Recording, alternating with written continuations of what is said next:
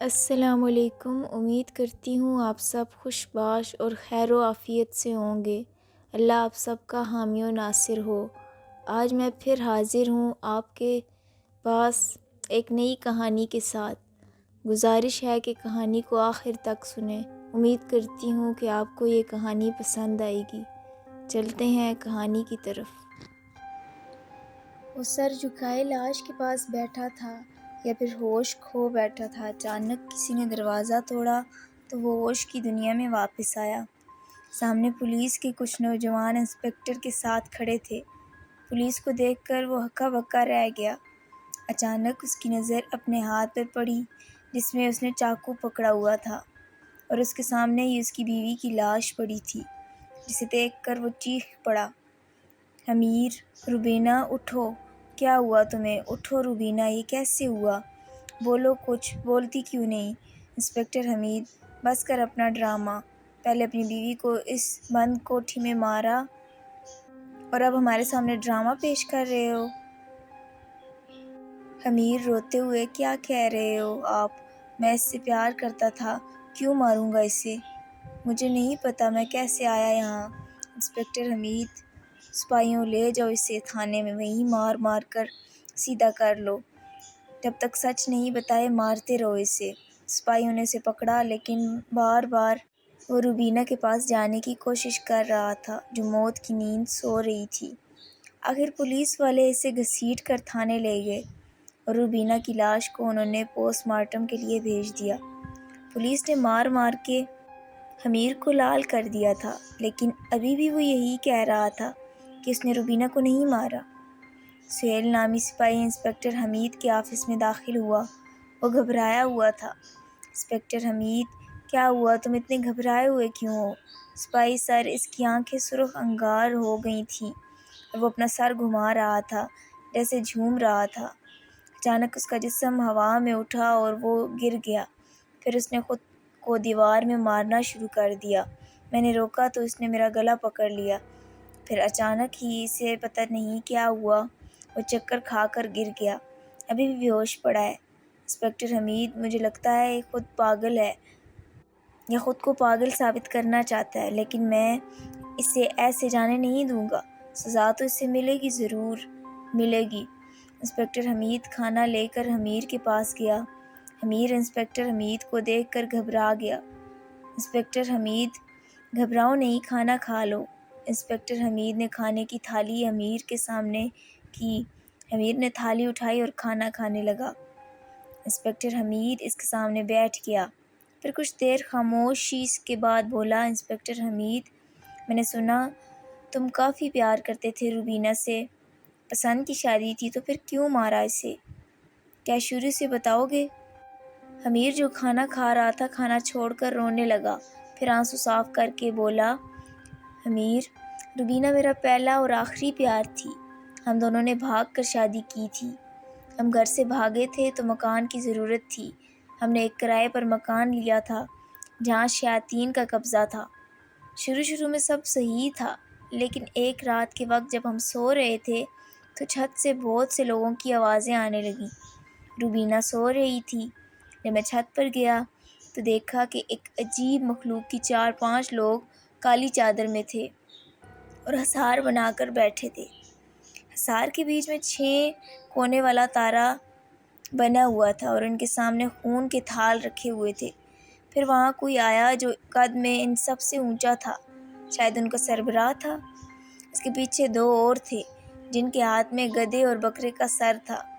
انہوں نے اسے سامنے رکھا اور وہ بڑے قد والی مخلوق نے خون سے بھرا تھال اٹھایا اور منہ کے قریب کیا اور لمبی زبان نکال کر تھال سے تھوڑا خون چاٹا، پھر وہ خون اس بکرے اور گدھے کے سر پر گرا دیا۔ اس کے ایسا کرنے کے بعد باقیوں نے بھی ویسا ہی کیا۔ یہ سب دیکھتے ہی میں ہوش کھو بیٹھا اور میرے ہاتھ سے بند ٹارچ گر گئی اور ان لوگوں نے مجھے دیکھ لیا اور پھر سب میری طرف بڑھنے لگے۔ ان کے چہرے نہ انسان جیسے تھے نہ جانور جیسے، اور سب میری طرف بڑھ رہے تھے۔ اور پھر اچانک امیر کے چہرے پر خوف پھیل گیا اور وہ دیوار کی طرف دیکھنے لگا جیسے کوئی دیوار پر موجود ہے۔ انسپکٹر حمید نے جیسے ہی دیوار کی طرف دیکھا وہاں کوئی بھی نہیں تھا۔ انسپکٹر حمید: پھر کیا ہوا؟ امیر کچھ نہ بولا، لیکن اچانک ہی اس کا جسم ہوا میں اٹھنے لگا اور جیل کی چھت سے جا لگا اور تیزی سے نیچے گر گیا، جس سے اس کا چہرہ اور جسم بری طرح کچلا گیا اور وہ وہیں مر گیا۔ جب انسپکٹر حمید نے اپنی آنکھوں سے یہ دیکھا تو وہ وہیں ساکت ہو گئے اور چاروں طرف دیکھنے لگے، اسے کسی کی موجودگی کا احساس ہو رہا تھا۔ انسپکٹر حمید کا دل زور زور سے دھڑکنے لگا۔ جلدی سے جیل کے کمرے سے نکلے اور بری طرح کانپ رہے تھے، اس کے پسینے چھوٹ رہے تھے۔ سپاہیوں نے جب انسپکٹر حمید کی حالت دیکھی تو ان کی طرف بھاگے اور انہیں سنبھالا اور انہیں بٹھایا اور پانی دیا۔ سپاہی فہیم: کیا ہوا صاحب؟ آپ کو اچانک کیا ہو گیا؟ آج تک آپ کی ایسی حالت نہیں دیکھی میں نے۔ انسپکٹر حمید کچھ بول نہیں رہے تھے، بس تیز سانس لے رہے تھے۔ پھر اس نے اپنی انگلی سے ایک جیل روم کی طرف اشارہ کیا۔ جیسے ہی دو سپاہی اس جیل روم میں داخل ہوئے، ہر طرف خون ہی خون تھا، لیکن جیل میں نہ امیر تھا نہ کسی کی لاش۔ اب سپاہی یہ سوچ کر پریشان تھے کہ یہ خون آیا کہاں سے اور امیر کہاں گیا۔ سپاہیوں کو جب کچھ نہ ملا تو وہ انسپکٹر حمید کے پاس آئے۔ سپاہی فہیم بولا: سر، جیل روم تو خالی ہے اور ہر طرف خون ہی خون ہے، اور سب سے بڑی بات، امیر بھاگ گیا ہے۔ انسپکٹر حمید: نہیں، وہ بھاگا نہیں ہے، وہ خون اس کا خون ہے، اسے اس مخلوق نے مار دیا ہے۔ اچانک آفس میں دوسرا سپاہی سہیل فائل لے کر آیا۔ جب اس نے انسپکٹر حمید کو اس حالت میں دیکھا تو جلدی سے ان کے پاس آیا۔ سپاہی سہیل: کیا ہوا صاحب؟ حالت کیسے؟ انسپکٹر حمید: وہی ہوا جو کچھ دیر پہلے تم نے بتایا اور میں نے یقین نہیں کیا، لیکن اس بار امیر کی موت ہو گئی۔ وہ مجھے سب بتانے والا تھا، لیکن اچانک اس کا جسم زمین سے اٹھا اور چھت سے زور سے لگا اور پھر نیچے گر گیا۔ میں نے خود کسی کی موجودگی محسوس کی۔ میں بس کسی طرح بھاگ نکلا اس کمرے سے، لیکن ابھی سپاہی گئے، اس کمرے میں تو صرف خون تھا، امیر کی لاش نہیں۔ سپاہی سہیل: سر، اب گھر جائیے، آرام کیجیے، آپ کی حالت ٹھیک نہیں ہے اور انسپکٹر رحیم کی ڈیوٹی کا ٹائم ہے، وہ آتے ہی ہوں گے۔ انسپکٹر حمید نے ہاں میں سر ہلایا اور اپنی گاڑی میں بیٹھ کر گھر چلے گئے۔ رات کے 12 بجے گورکن قبرستان کے پاس اپنی جھونپڑی میں بیٹھا ہوا تھا۔ جب اس نے گھڑی کی طرف دیکھا تو 12 بج رہے تھے، یہ وقت اس کے گھر جانے کا تھا۔ وہ جھونپڑی میں سامان سمیٹ رہا تھا۔ جھونپڑی کی دیوار میں ایک سوراخ تھا۔ اچانک اس سوراخ میں سے تیز لال روشنی آنے لگی۔ گورکن جیسے ہی اس سوراخ کے پاس پہنچا اور اس نے قبرستان کی طرف دیکھا تو حیران ہو گیا۔ قبرستان میں 6 لوگ کالی چادر میں ایک تازہ قبر کے پاس کھڑے تھے۔ ان سب کا چہرہ اور جسم کالی چادر میں چھپا ہوا تھا اور قد عام انسان سے اونچا تھا۔ گورکن کو لگا کہ شاید لاش چرانے آئے ہیں، لیکن وہ کچھ بھی نہیں کر سکتا تھا کیونکہ وہ 6 تھے اور وہ ایک۔ اچانک ان میں سے ایک نے اپنا ہاتھ قبر میں ڈالا اور لاش کو سر سے پکڑ کر قبر سے باہر نکالا۔ یہ سب دیکھ کر گورکن کا دل تیز دھڑکنے لگا۔ پھر اچانک اس نے اپنی کالی چادر اتار دی اور لاش کا سر کاٹ کر لے گیا۔ گورکن نے جب اس مخلوق کو دیکھا تو وہ کانپ اٹھا۔ ان کا جسم کسی خلائی مخلوق جیسا تھا۔ اچانک ان میں سے کسی ایک کی نظر اس سوراخ پر پڑی اور مسکرایا۔ گورکن جلدی سے چھپ گیا، لیکن کچھ دیر بعد جب اس نے سوراخ میں دیکھا تو قبرستان خالی تھا۔ اچانک اسے اس کے پیچھے کسی کی موجودگی کا احساس ہوا۔ جیسے ہی اس نے پیچھے دیکھا، اسی مخلوق کا ایک فرد تیزی سے اس کے جسم میں داخل ہو گیا۔ گورکن کے جسم کو ایک جھٹکا لگا اور اس کے چہرے پر شیطانی مسکان چھا گئی۔ اس نے سامنے پڑی کلاڑی اٹھائی اور اپنے گھر کی طرف جانے لگا۔ قبرستان سے نکل کر وہ سیدھا اپنے گھر کی طرف جانے لگا۔ وہ نہ اپنے آس دیکھ رہا تھا اور نہ پاس، بس غصے میں سیدھا گھر کے راستے جا رہا تھا۔ اس کی آنکھیں خون سے لال ہو رہی تھیں۔ جیسے ہی وہ اپنے گھر کے دروازے پر پہنچا، گھر کا دروازہ زور سے پیٹنے لگا۔ اس کی بیوی جو آنگن میں اسی کے انتظار میں جاگ رہی تھی، جلدی سے اٹھی اور دروازہ کھول دیا۔ وہ گھر میں داخل ہوا اور ایک کمرے میں چلا گیا۔ تب تک اس کی بیوی رسوڑے میں کھانا گرم کرنے جا چکی تھی۔ کمرے میں گورکن کا بیٹا گہری نیند میں سو رہا تھا۔ گورکن نے اس کے چہرے کی طرف دیکھا اور آنکھیں بند کر لیں اور کچھ پڑھنے لگا۔ اس کے بعد اس نے کلہاڑی اٹھائی اور اپنے بیٹے کی گردن پر مار دی، جس سے اس کا سر جسم سے جدا ہو گیا۔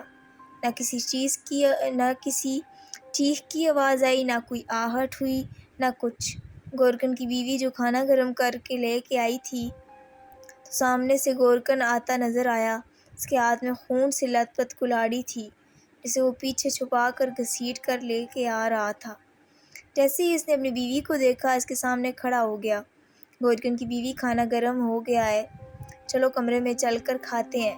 گورکن نے اسے دیکھا اور رک رک کر کہنے لگا، نہیں، تمہارے لیے کچھ لایا ہوں، اپنی آنکھیں بند کرو۔ گورکن کی بیوی نے جیسے ہی اپنی آنکھیں بند کی، گورکن اس کے بائیں طرف کھڑا ہو گیا اور ایک ہی کلاڑی کے وار سے اس کا سر تن سے جدا کر دیا۔ اس کا سر زمین پر آ گرا۔ اچانک گورکن کو چکر آ گیا اور وہ گر پڑا۔ اس کے جسم نے ایک جھٹکا لیا اور وہ شیطان اس کے جسم سے نکل گیا۔ اس نے گورکن کی بیوی اور اس کے بیٹے کا سر اٹھایا اور وہاں سے غائب ہو گیا۔ کچھ ہی پل میں وہ اپنے ساتھیوں کے پاس سنسان جنگل میں پہنچ گیا۔ اس کے پنجے نما ہاتھ میں 2 سر تھے، جسے اس نے اپنے دیو، جو کہ ان سب کا سربراہ تھا، اس کے سامنے رکھ دیا۔ وہ دیو اٹھا اور اس نے زمین پر خون سے آثار بنایا اور پھر اس کے اندر 6 کونے والا ستارہ بنایا۔ پھر ہر ستارے کے کونے میں ایک موم بتی رکھ دی اور اس کے باہر بیٹھ گیا۔ اور اس کے بعد اس شیطانی مخلوق کے باقی لوگ بھی اس کے ساتھ بیٹھ گئے۔ وہ لوگ کسی عجیب زبان کا منتر پڑھ رہے تھے۔ پھر وہ لوگ خون کے تھال اٹھا کر باری باری ان سروں کے اوپر ڈال رہے تھے۔ شیطان کو خوش کرنے کی ان کی پوری کوشش جاری تھی۔ اگلے دن صبح جب گورکن کو ہوش آیا تو اپنے گھر میں نہیں، تھانے میں تھا۔ اسے کچھ بھی یاد نہیں تھا، بس سر میں شدید درد تھا۔ ایک سپاہی آیا اور اسے دیکھ کر انسپکٹر حمید کے پاس چلا گیا۔ سپاہی سر، اس مجرم کو ہوش آ گیا، لیکن لگتا ہے صحیح طرح ہوش نہیں آیا اس سے۔ انسپکٹر حمید، میں دیکھتا ہوں اسے، ابھی میں اس سے ملنے جا رہا ہوں، تم ایسا کرو کہ 2 کپ چائے کا آرڈر دے دو۔ انسپکٹر حمید جیل کے اس کمرے میں داخل ہوا جہاں گورکن تھا۔ گورکن انسپکٹر حمید کو دیکھ کر پریشان ہو گیا۔ انسپکٹر حمید، ہاں تو گورکن جی، نام کیا ہے آپ کا؟ گورکن، سعید۔ انسپکٹر حمید، اچھا تو سعید صاحب، کب سے قبروں کا کام کر رہے ہو؟ گورکن، 10 سال ہو گئے ہیں، کہیں کام نہیں ملا تو بس۔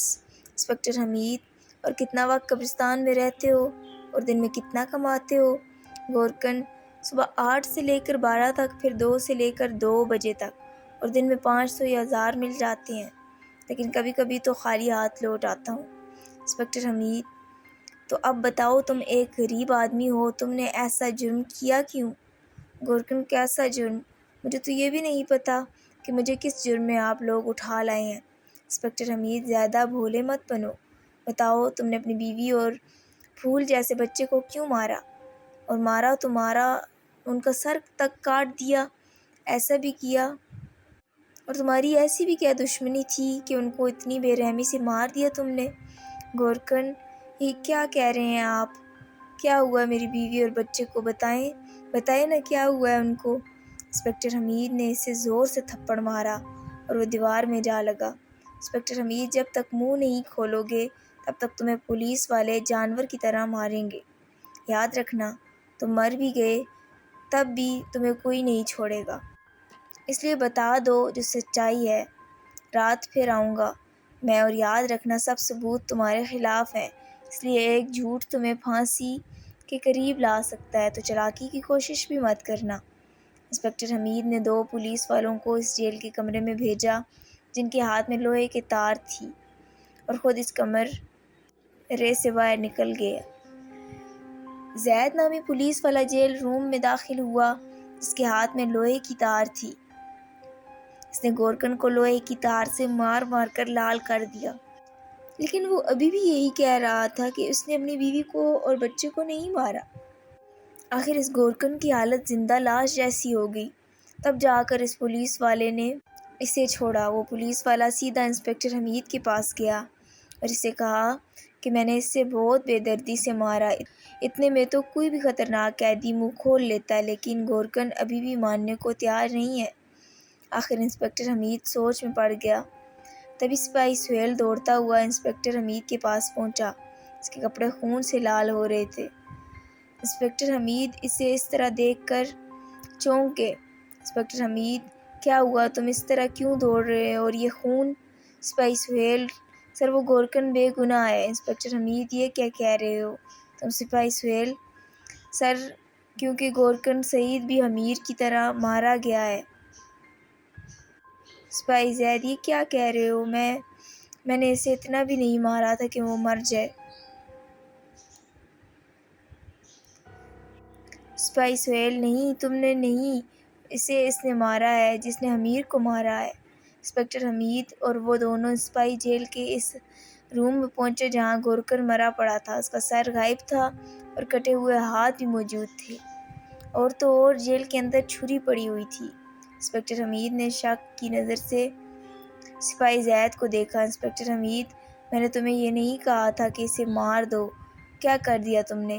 سپاہی زید کے بولنے سے پہلے سپاہی سہیل بول پڑا۔ سپاہی سہیل، نہیں سر، میں سب بتاتا ہوں۔ جب زید نے اسے تار سے مارا تو وہ زندہ تھا اور پانی مانگ رہا تھا۔ میں نے اسے پانی بھی پلایا تھا اور پھر میں جیل کے باہر کھڑا ہو گیا، لیکن جب میں نے جیل کے اندر نظر کی تو گورکن وہاں موجود نہیں تھا۔ میں جیل روم میں پھر داخل ہو گیا، ہر طرف دیکھا، لیکن مجھے گورکن کہیں نہیں ملا۔ میں مڑا جیل سے نکلنے کے لیے، تبھی میرے کپڑوں پر خون کی بوند گری۔ جب میں نے آس پاس دیکھا تو کچھ بھی نظر نہیں آیا، لیکن پھر ایک بوند میرے سر پر گری۔ میں نے جیسے ہی اوپر دیکھنا چاہا تو میرے سر پر کچھ گرا۔ وہ گورکن کا ہاتھ تھا۔ اس کے بعد پوری لاش میرے سر پر گر گئی، لیکن اس کا سر موجود نہیں تھا اور اوپر سے چھری نیچے گر گئی۔ انسپکٹر حمید اور سپاہی زید ایک دوسرے کو دیکھ رہے تھے۔ سپاہی سہیل، سر میں سچ کہہ رہا ہوں، میں نے خود دیکھا ہے، اور آپ نے بھی تو دیکھا تھا۔ امیر کی موت کیسے ہوئی، اور وہ بھی اسی روم میں؟ انسپکٹر حمید، ہاں میں مانتا ہوں، اور یہ بھی جانتا ہوں کہ یہ تم نے نہیں کیا، لیکن یہ بات ہم مانتے ہیں، لیکن کوئی اور نہیں مانے گا۔ عدالت ثبوت مانگتی ہے۔ سپاہی سہیل، تو کیا مطلب؟ اب کیا ہوگا؟ میں تو بے وجہ پھنس گیا۔ آخر یہ مخلوق کیا چاہتی ہے؟ کیوں ہم انسانوں کو پھنسا رہی ہے؟ سپاہی سہیل رونے لگا۔ انسپکٹر حمید، یہ رونے کا وقت نہیں ہے۔ تم اور سپاہی زید ایسا کرو، انسپکٹر رحیم کے آنے سے پہلے یہ جیل روم صاف کرواؤ اور یہ گورکن کی لاش بوری میں ڈال کر قبرستان دفناؤ، ورنہ ہم بلا وجہ پھنس جائیں گے۔ پھر ہم لوگ اعلان کروا دیں گے کہ مجرم فرار ہو گیا ہے۔ تب تک میں کسی روحانی عالم سے بات کرتا ہوں، شاید وہاں سے کچھ پتہ چل سکے، ورنہ یہ مخلوق تو انسانوں کو ایسے ہی کھا جائے گی۔ ابھی وہ یہ باتیں ہی کر رہے تھے کہ جیل روم کے کونے سے دھواں اٹھنے لگا اور وہ دیکھتے دیکھتے ایک مخلوق کے روپ میں آ گیا۔ اس کے ہاتھ میں گورکن کا سر تھا اور وہ نیچے سے اوپر اٹھ رہا تھا۔ انسپکٹر حمید اور سپاہی زید اور سہیل ایک جگہ ساکت ہو گئے اور وہ اسے حیرت سے دیکھ رہے تھے۔ اس کا چہرہ چھپکلی جیسا تھا اور منہ کافی بڑا تھا۔ ہاتھ کی جگہ پنجے تھے اور جسامت انسان جیسی تھی، لیکن قد کافی بڑا تھا۔ اچانک پیچھے سے انسپکٹر رحیم بھی آ گیا اور اس نے بھی وہ بھیانک منظر دیکھ لیا۔ سپاہی سہیل کو غصہ آیا اور وہ اس شیطانی مخلوق سے مخاطب ہوا۔ کیوں مارا تم نے گورکن کو؟ تم سمجھتے کیا ہو خود کو؟ کیوں پھنسایا مجھے؟ اچانک اس مخلوق نے سپاہی سہیل کی طرف شیطانی مسکان کے ساتھ دیکھا، منہ سے 3 فٹ لمبی زبان نکالی اور سہیل کے گلے پر رکھ دی، پھر کچھ دیر بعد واپس منہ بند کر دیا، اور پھر وہ مخلوق چھت کو چیر کر وہاں سے غائب ہو گئی۔ اچانک سپاہی زید چیخنے لگا۔ انسپکٹر رحیم اور حمید اس کی طرف دیکھنے لگے تو اس نے سپاہی سہیل کی طرف اشارہ کیا۔ جب انہوں نے اس طرف دیکھا تو سہیل کا گال، جس پر اس مخلوق نے زبان رکھی تھی، وہ پگھل رہا تھا اور آہستہ آہستہ اس کا سارا منہ اور جسم پگھلنے لگا۔ زید اس کی طرف بڑھ رہا تھا تو انسپکٹر حمید نے اسے روکا۔ انسپکٹر حمید، ہاتھ مت لگانا اسے، ورنہ تم بھی پگھل جاؤ گے۔ انسپکٹر حمید اور زید کی آنکھوں میں آنسو تھے اور انسپکٹر رحیم جو پیچھے کھڑے سب دیکھ رہے تھے۔ آخر سہیل کی موت دیکھ کر اس کی بھی آنکھیں بھر آئیں۔ انسپکٹر حمید اور سپاہی زید جیل سے نکلے تو سامنے انسپکٹر رحیم کو پایا۔ انسپکٹر حمید: سر آپ؟ انسپکٹر رحیم: ہاں، میں نے سب دیکھ لیا، اب کچھ چھپانے کی ضرورت نہیں ہے تم لوگوں کو، مجھے سب سچ بتا سکتے ہو۔ اور انسپکٹر حمید نے شروع سے آخر تک انسپکٹر رحیم کو ساری بات بتا دی۔ انسپکٹر حمید اور رحیم یہ بات کر ہی رہے تھے کہ سپاہی زید نے انہیں جیل کی طرف اشارہ کیا جہاں پر گورکن کی لاش تھی اور ہر جگہ خون ہی بکھرا ہوا تھا۔ وہاں اب کوئی بھی نشان نہیں تھا، نہ کوئی لاش تھی، نہ چھری، نہ کچھ۔ سپاہی زید سر پکڑ کر بیٹھ گیا۔ انسپکٹر رحیم نے سپاہی زید کو اٹھایا اور اسے گھر جانے کو کہا۔ پھر انسپکٹر رحیم انسپکٹر حمید کو لے کر اپنے فارم ہاؤس چلے گئے۔ انسپکٹر حمید: ہم کہاں جا رہے ہیں سر؟ انسپکٹر رحیم: میرے فارم ہاؤس، کچھ باتیں ہیں جو پولیس اسٹیشن میں نہیں کر سکتے ہیں ہم۔ جیسے ہی وہ فارم ہاؤس پہنچے، انسپکٹر رحیم اسے ایک کمرے میں لے گئے اور ملازموں کو کھانے اور چائے کا آرڈر دیا۔ انسپکٹر رحیم: اب جو میں کہنے والا ہوں غور سے سنو۔ ہمارے پولیس اسٹیشن پر اس مخلوق کا قبضہ ہے۔ جیسے تم نے کہا کہ ہم جب بھی اس شیاطینی مخلوق کے قریب پہنچتے ہیں یا کوئی بھی گواہ مل جاتا ہے تو وہ اسے مار دیتی ہے یا غائب کر دیتی ہے، اس لیے کچھ بھی ہو جائے ہم اس کیس کو وہاں ڈسکس نہیں کریں گے اور اس جیل روم کو ہمیشہ کے لیے بند کروا دیتے ہیں۔ انسپکٹر حمید: ہاں، یہ بات تو آپ صحیح کہہ رہے ہیں سر، لیکن باقی لوگوں کا کیا جنہیں وہ قابو کرتے ہیں اور ان سے قتل کروا دیتے ہیں؟ انسپکٹر رحیم: آج کے آج ہم لوگ اعلان کروا دیتے ہیں کہ شہر میں کوئی غیر مخلوق آ گئی ہے، کوئی بھی رات کو 9 کے بعد گھر سے نہ نکلے اور اگر جلدی ہو سکے پولیس کو فون کرے۔ لیکن اب بات یہ ہے کہ اسے پکڑیں گے کیسے؟ انسپکٹر حمید: سر یاد آیا، امیر نے مرتے وقت کہا تھا کہ اس نے سب سے پہلے ان کو رات کے وقت اپنی چھت پر دیکھا تھا اور وہ مکان کافی سالوں سے بند تھا، پھر اسے وہ مکان کرائے پر مل گیا۔ اس نے یہ بھی کہا تھا کہ وہ اس گھر میں کافی وقت رہا، لیکن جب اس نے ان کو دیکھا تب اس کی بیوی ماری گئی تھی۔ انسپکٹر رحیم: تو بس تیار ہو جاؤ، چائے کے بعد ہم لوگ وہاں جائیں گے، اس گھر میں، آخر پتہ تو چلے اس گھر کا راز۔ انسپکٹر حمید اور رحیم امیر کے گھر کے سامنے کھڑے تھے۔ امیر کا گھر شہر سے دور سنسان علاقے پر تھا جہاں 7 یا 8 گھر تھے۔ انسپکٹر حمید نے امیر کے گھر کے سامنے چھوٹے سے گھر کا دروازہ بجایا۔ اندر سے کسی شخص کی آواز آئی: کون ہے؟ انسپکٹر حمید: جی پولیس سے آئے ہیں، ہمیں آپ سے کچھ بات کرنی ہے۔ اس شخص نے یہ سنتے ہی جلدی سے دروازہ کھول دیا۔ اس شخص کی عمر 40 سال کے قریب لگ رہی تھی۔ اس نے جیسے ہی دروازہ کھولا، سامنے 2 پولیس کے آدمی کھڑے تھے۔ انسپکٹر حمید: آپ سے کچھ بات کرنی تھی ہمیں۔ وہ شخص: جی صاحب کہو، کیا پوچھنا ہے؟ انسپکٹر حمید: آپ کا نام کیا ہے اور کب سے یہاں رہ رہے ہیں؟ وہ شخص: میرا نام آکاش ہے اور میں ہندو ہوں اور ہم لوگ کافی وقت سے اس جگہ رہ رہے ہیں، میرے پتا جی دادا جی یہاں کے تھے۔ انسپکٹر حمید: اچھا، تو تمہیں ضرور اس سامنے والے گھر کے بارے میں پتہ ہوگا، اس گھر کا مالک کون ہے اور امیر کو جانتے ہو؟ آکاش: ہاں صاحب، وہی نا جس نے اپنی بیوی کو مار دیا، میں جانتا ہوں اسے 2 مہینے بھی نہیں ہوئے تھے صاحب، وہ بہت بھلا آدمی تھا، بہت محبت تھی میاں بیوی میں، لیکن پتہ نہیں کیوں ایک رات دونوں میں جھگڑا ہوا، جھگڑے کی آوازیں آ رہی تھی، میری پتنی نے بھی کہا تھا کہ آؤ دیکھ کر آتے ہیں، لیکن صاحب میاں بیوی کے جھگڑے کے بیچ میں ہم کیسے آ سکتے تھے؟ انسپکٹر رحیم: اچھا، آپ بتا سکتے ہو کہ اس گھر کا مالک کہاں ہے اور کون ہے جس نے یہ گھر امیر کو کرائے پر دیا تھا؟ آکاش: یہ کیا کہہ رہے ہیں، اس گھر کا کوئی مالک نہیں ہے، یہ سالوں سے بند ہے، ایک یہودی یہاں رہتا تھا، پھر وہ وطن چھوڑ کر واپس اپنے ملک چلا گیا، تب سے یہ گھر خالی ہے، اس بات کو 10 سال سے زیادہ ہو گیا ہے اور امیر کو یہ گھر صرف 1 لاکھ میں ملا تھا، ایک اسٹیٹ ایجنٹ نے دلایا تھا اسے۔ گھر کو کوئی بھی خریدنے کو تیار نہیں تھا۔ آصف زدہ گھر تھا کہ روز رات کو کسی عورت کے چیخنے کی آواز آتی ہے اور ایک بچے کی رونے کی آواز بھی۔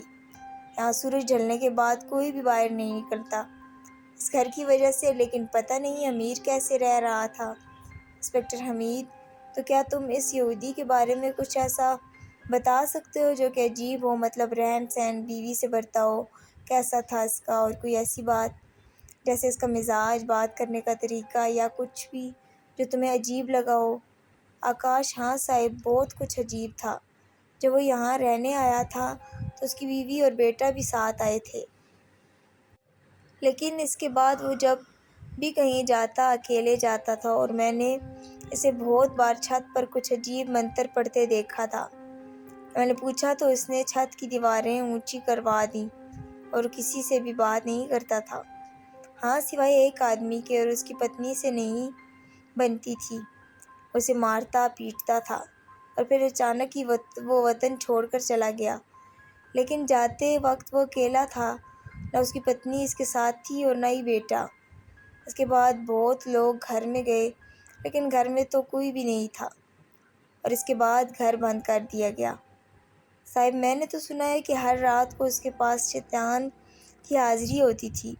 ارے ہاں، یاد آیا صاحب، ایک آدمی ہے جو اس کے بارے میں آپ کو بتا سکتا تھا، لیکن اب وہ مینٹل ہاسپٹل میں ہے۔ انسپکٹر حمید: وہ پاگل بھلا کیا بتائے گا؟ آکاش: نہیں صاحب، وہ پاگل نہیں ہے، اسے سب پتہ ہے، وہ اس کا اہم راز تھا۔ اس نے ہی لوگوں کو بتایا تھا کہ اس نے شیطان کے حکم سے ایک شیطانی مخلوق تیار کی ہے، اور لوگ اسے پاگل سمجھ کر مینٹل ہاسپٹل لے گئے۔ انسپکٹر رحیم: جی آپ کا شکریہ کہ آپ نے ہماری مدد کی۔ ابھی تم ہمارے ساتھ چلو، ہمیں اس گھر کی تلاشی لینی ہے۔ آکاش: ہاں صاحب، کیوں نہیں، آئیں میں آپ کو دکھاتا ہوں پورا گھر۔ آکاش انسپکٹر حمید اور رحیم کو امیر کے گھر لیے۔ وہ جیسے ہی گھر میں داخل ہوئے، گھر میں تیز بدبو پھیلی ہوئی تھی۔ انسپکٹر رحیم: یہ بدبو کس چیز کی ہے؟ آکاش: پتہ نہیں صاحب، شاید بند تھا گھر اس لیے بدبو ہو گئی ہو۔ آپ چلیے میرے ساتھ۔ انسپکٹر حمید اور رحیم اس کے پیچھے چل رہے تھے، ان کو امیر کے کمرے میں لے گیا۔ انسپکٹر حمید: تم باہر کھڑے رہو، ہمیں دیکھنے دو۔ انسپکٹر حمید اور رحیم نے پورا کمرہ چھان مارا لیکن انہیں کچھ نہیں ملا۔ آخر بیڈ کے نیچے سے ایک بھالو ملا جس کا منہ پر ٹانکے لگے ہوئے تھے۔ انسپکٹر حمید کو کچھ ٹھیک نہیں لگا، آخر انہوں نے بلیڈ سے اسے کھول دیا۔ اندر ایک چھوٹے سے شاپر میں کچھ پڑا ہوا۔ اس نے جیسے ہی وہ شاپر کھولا، اس سے بدبو آنے لگی۔ انسپکٹر رحیم بھی اس کے پاس کھڑے اور شاپر کو دیکھنے لگے۔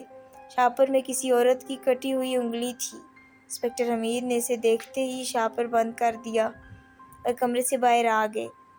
اس کا من عجیب ہو رہا تھا۔ انسپکٹر رحیم نے اسے سنبھالا اور شاپر اس سے لے لیا اور ایک کپڑے میں ڈال کر اپنے پاس رکھ لیا۔ انسپکٹر رحیم: کیا تم ٹھیک ہو؟ انسپکٹر حمید: جی سر، میں ٹھیک ہوں۔ اب وہ دونوں ایک دوسرے کمرے میں داخل ہو گئے۔ انہیں وہاں ایک ایسا کھلونا ملا جسے دیکھ کر ان کی آنکھیں حیرت سے کھل گئیں۔ وہ کھلونا اس مخلوق جیسا تھا، اس کے سر چھپکلی جیسا تھا جبکہ جسم انسان جیسا۔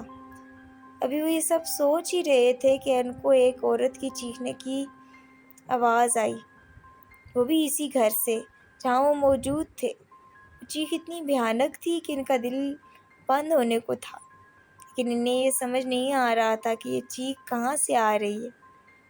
آخر انہوں نے ہر جگہ دیکھ لیا، انہیں کچھ سمجھ نہیں آیا۔ انسپکٹر رحیم نے غصے سے اپنا پاؤں زمین پر مارا، لیکن تب اسے احساس ہوا کہ زمین پر کوئی تہہ خانہ ہے اور اس کا دروازہ بنا ہوا ہے، کیونکہ زمین پر پاؤں مارنے سے ایک آواز پیدا ہوئی جو دروازہ کھٹکنے پر آتی ہے۔